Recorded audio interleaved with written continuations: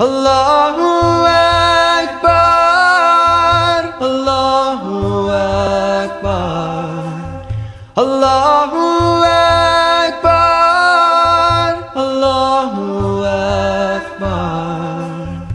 Government college Rawalpindi سے اپنی education لی اور شادی ہوئی. اس کے بعد اللہ تعالیٰ نے بیٹیاں عطا کیں.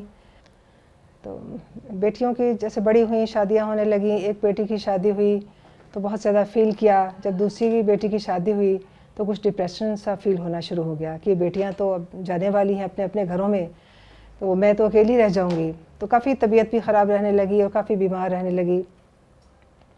لیکن الحمدللہ اس میں جلدی اللہ تعالیٰ نے شفا دی. اس کے بعد جیسے جب چھوٹی بیٹی کی شادی ہونے والی تھی تو اکثر لوگ مجھ سے سوال کرتے تھے کہ اس کے بعد آپ کیا کریں گی, جب اس بیٹی کی شادی ہو جائے گی آپ کیا کریں گی. مجھے اس بات پہ حیرت بھی ہوتی تھی کہ مجھ سے لوگ اس سوال کیوں کرتے ہیں, اور مجھے ہنسی بھی آتی تھی دل میں. میں ان کو یہی جو ہمیشہ جواب دیتی تھی کہ جو اللہ تعالیٰ چاہیں گے, مجھے کیا پتا میں نے کیا کرنا ہے. سچ میں نے تو کوئی پلاننگ نہیں کی ہوئی. تو الحمدللہ جیسے بیٹیوں کی جب شادی ہوئی تو میں جاتی تھی. اس کے بعد دورہ قرآن ہوتا تھا ایک جگہ, ویکلی کلاس ہوتی تھی. ایک سال ایسا تھا کہ 2009 کی بات ہے کہ وہاں پہ دورہ قرآن نہیں ہو رہا تھا. تو میں نے اللہ سے دعا کی کہ اللہ تعالیٰ کوئی نزدیک مجھے جگہ ملے جہاں میں دورہ قرآن کر لوں. تو ایک خاتون آئی میرے پاس دعوت لے کر کہ ہمارے نزدیک دورہ قرآن ہو رہا ہے. وہاں میں نے جوائن کیا.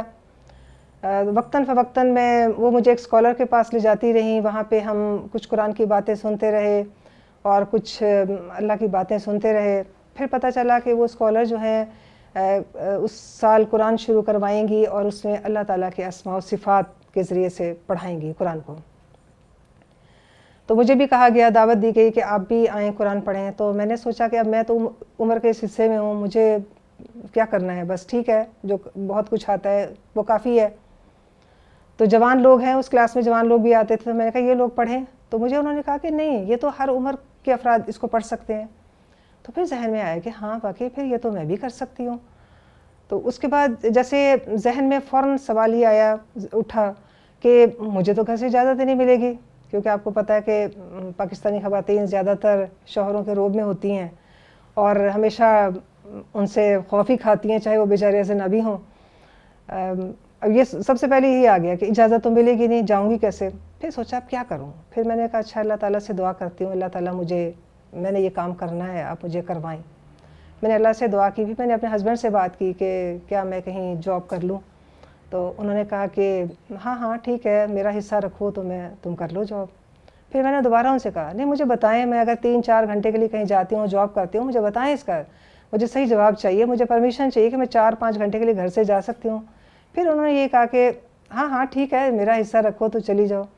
تو پھر میں نے کہا اگر لاکھوں کروڑوں میں آپ کو اجر ملنے والا ہو تو پھر آپ کو یہ قبول ہے. تو ہنس پڑے. نے کہا ہاں مجھے تو پہلے ہی پتا تھا تم نے کوئی ایسی بات کرنی ہوگی. تو الحمدللہ قرآن کے لیے جانا شروع کیا. اور پھر انہوں نے مجھے بھی کہا, جب میں پڑھتی تھی قرآن دیکھتی تھی تو مجھے کہتے تھے تم نے کیا اللہ تعالیٰ کو سنانی ہے جا کے ساری چیزیں جو یاد کر رہی ہو اس عمر میں. تو میں نے کہا نہیں ہو سکتا ہے ہم قرآن پڑھیں, سیکھیں, کچھ سکھانے والے بن جائیں, اوروں کو بتانے والے بھی بن جائیں. تو الحمدللہ قرآن کا سفر اس کا آغاز ہوا. اور جب قرآن پڑھنا شروع کیا تو جب قرآن شروع ہوا تو بالکل ایسے لگا کہ جیسے میں تو زیرو ہوں, مجھے کچھ بھی نہیں پتہ. الحمدللہ جیسے جیسے قرآن پڑھتے گئے دل میں اترتا گیا, اور بہت سی آیات اس طرح کلک کرتی تھیں کہ اللہ تعالیٰ جب جنتیوں کا انعام بتاتے تھے کہ یہ انعام ہے, اور جب دوزخیوں کو بتاتے تھے کہ کس طرح سے اللہ تعالیٰ ان کو عذاب دیں گے اور کیا کیا صورت ہوگی, کس طرح اللہ تعالیٰ نے بتایا کہ اعمال حسرت بنا کے دکھائے جائیں گے اس وقت انسان حسرت کرے گا کاش میں دنیا میں نیکیاں زیادہ کر لیتا, کاش. تو پھر قرآن پڑھتے گئے سوچتے کہ یا اللہ یہ ہمیں زندگی میں پہلے کیوں نہیں موقع ملا کہ ہم اس کو پہلے سیکھتے اور اپنے آپ کو کچھ بدلنے کی کوشش کرتے. تو الحمدللہ وہ سفر جاری رہا. اور اس میں آپ کو پتہ ہے کہ جب کوئی ایسا کام ہوتا ہے اس میں کچھ مشکلات بھی آتی ہیں, اور اس پہ جمنے کے لیے بھی بہت اللہ تعالیٰ سے دعائیں بھی کرنی پڑتی ہیں, اور کچھ آیات ایسی ہوتی ہیں جو انسان کو جماتی ہیں.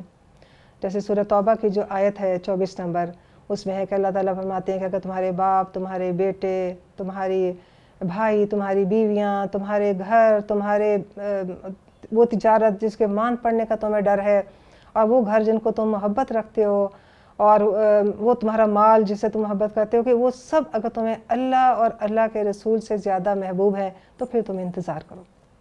تو اس بات نے بہت زیادہ وہ کہتے ہیں جیسے انسان لرز جاتا ہے اس کو پڑھ کے۔ تو پھر یہ تھا کہ اچھا ان ساری چیزوں کی محبت کے باوجود ہمیں اللہ کی راہ میں نکلنا ہے اور اللہ کے دین کو بھی سیکھنا ہے، اللہ کی کتاب کو سیکھنا ہے۔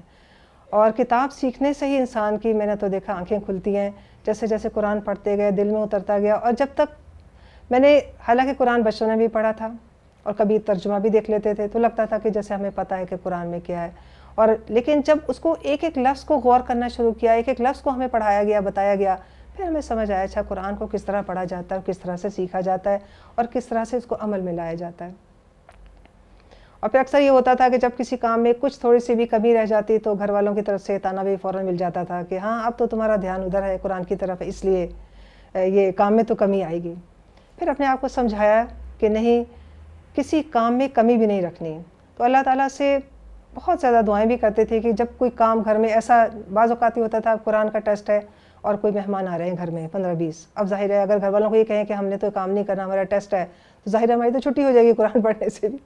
اب ہم نے اس کے لیے بھی سوچا کہ کیا حل ہوگا، گھر والوں کو نہیں بتایا کہ ٹیسٹ ہے، اللہ سے دعا کی اور کام بھی پورے کیے اور قرآن بھی پڑھا اور ٹیسٹ بھی دیا، الحمدللہ دونوں طرف اللہ نے برکت عطا کی۔ تو اس میں یہ تھا کہ کچھ بھی ہو جائے اللہ تعالیٰ کی طرف سے وہی دن ہوتا تھا، وہی راتیں ہوتی تھیں، وہ جیسے پہلے ہوتا تھا کہ میں سوچا کرتی تھی کہ اچھا کیا زندگی انسان کی یہی ہے کہ بچے انسان پڑھائے، بچوں کے اسکول بھیجے، گھر صاف کر لے اور اس کے بعد کھانا پکا لے، کیا صبح شام ایسے گزر جائیں گے؟ کہ زندگی کیا بس اسی کام کے لیے ہمیں ملی تھی؟ کچھ کلک سا فیل ہوتا تھا، کچھ کمی محسوس ہوتی تھی زندگی میں۔ لیکن جب قرآن پڑھنا شروع کیا تو پھر پتہ چلا کہ اچھا اللہ تعالیٰ کو تو یہ مطلوب ہے کہ ایک انسان، اللہ تعالیٰ نے جو دین بھیجا، جس کام کے لیے اللہ نے پیغمبروں کو بھیجا، تو اس کو بھی سیکھنا ہے، اس کو زندگی سے خارج نہیں کرنا۔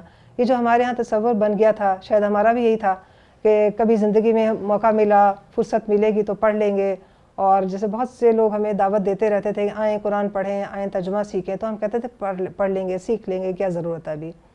لیکن واقعی کہ جب اس طرف آئے تو پھر اس کا اندازہ ہوا کہ ہم نے زندگی کتنی ضائع کر دی۔ اور ظاہر ہے کہ مشکلات پہ بھی اسی طرح جب مشکلات آتی رہیں اور اس کو، اور آہستہ آہستہ ہم گھر والوں کو، میں تو یہ بتاتی رہی کہ دیکھیں جو کام میں کر رہی ہوں اس میں اجر آپ کا بھی ہے، اگر میں قرآن کے لیے ٹائم نکالتی ہوں، جاتی ہوں، جو بھی اس میں اگر پیسہ بھی لگتا ہے، اس میں آپ کا وقت خرچ ہوتا ہے، اللہ تعالیٰ اس میں گھر والوں کو بھی اجر عطا فرماتے۔ تو الحمدللہ کہ اس چیز کی وجہ سے بہت، اور قرآن کی وجہ سے، اور پھر وہ آیت جو ہے اللہ تعالیٰ کہتے، جب پہلے یہ تھا کہ بہت زیادہ ڈیزائننگ کرنی کپڑوں کی اور بہت جیسے کوکنگ شوز دیکھنے اور ڈائریاں بھر دینی لکھ کے ریسیپیز، اور بہت ریسیپیز ٹرائی کرنی، تو یہ مقصد ہوتا تھا کہ اچھی اچھی چیزیں بنائیں اور تعریفیں بھی کروائیں اور گھر والوں کو بھی خوش کریں اور مہمانوں کو بھی خوش کریں۔ تو لیکن جب قرآن سیکھا، قرآن کو پڑھا، تو پھر وہی ڈائریاں قرآن لکھنے میں بھریں اور الحمدللہ قرآن کو لکھا، قرآن کو سیکھا، قرآن کے ساتھ بہت سے اور علوم بھی سیکھے الحمدللہ۔ یہ اللہ تعالیٰ کی رحمت تھی پھر کہ جیسے بارشوں کی طرح اللہ تعالیٰ نے پھر وہ جیسے رحمتیں اللہ کی نازل ہوتی ہیں کہ قرآن کے ساتھ ساتھ بہت کچھ سیکھا، اور کیونکہ وہ قرآن سے ہی سب علوم جڑے ہوئے تھے الحمدللہ۔ تو یہ تبدیلی آتی ہے قرآن پڑھنے کے بعد کہ پھر وہی ریسیپیز بھی اب مجھے کبھی ضرورت ہوتی ہے، میں وہ ڈائریاں بھی کھولتی ہوں، ان کو بھی استعمال کرتی ہوں، اور الحمدللہ کہ قرآن سے جو سیکھا اس پہ بھی عمل کرنے کی کوشش کرتی ہوں۔ اور پھر جب یہ آیت پڑھی کہ قُلْ هَلْ أُنَبِّئُكُم بِالْأَخْسَرِينَ أَعْمَالًا، اللہ تعالیٰ کہتے ہیں کیا میں بتاؤں کہ اعمال کے اعتبار سے سب سے زیادہ خسارے والا کون ہے؟ جس نے ساری زندگی دنیا کی کوششوں کے لیے لگا دی۔ تو پھر یہ ہے کہ ہماری جو پچھلی کوششیں تھیں وہ صرف دنیا کے لیے تھیں، اب بے شک کام تو وہی ہے، کھانا بھی پکتا ہے، مہمانوں سے بھی صلہ رحمی بھی ہوتی ہے، لیکن قرآن کے مطابق۔